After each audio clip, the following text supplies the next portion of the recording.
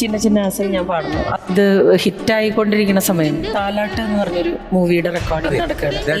രാജാ സാറിന്റെ ടേക്ക് എടുക്കുന്നതിന് മുമ്പ് രാജാ സാറ് ചെറിയ കറക്ഷൻസ് പറഞ്ഞുതരാൻ വരില്ല. ചെറിയ കറക്ഷൻസ് പറഞ്ഞു തന്നിട്ട് ആള് തിരിച്ചു പോയിട്ട് ഡോറിന്റെ അവിടെ ചെന്നിട്ട് തിരിച്ചു വന്നിട്ട് എൻ്റെ അടുത്ത് പറഞ്ഞു, നീ എതുക്ക് അങ്കെല്ലാം പോയി പാടുற, ഇങ്ക മട്ടും പാടണ പോലും. അതെനിക്ക് ഭയങ്കര ഷോക്കായി പോയി. അത് ഷോക്ക് എന്നാണോ പറയണ്ടതെന്ന് എനിക്കറിയില്ല. ഞാൻ അവിടെ നിന്ന് കരയാണ്, ഭയങ്കരമായിട്ട് കരഞ്ഞു. മൈക്കെല്ലാം ഓണാണല്ലോ, എല്ലാരും കേട്ടു.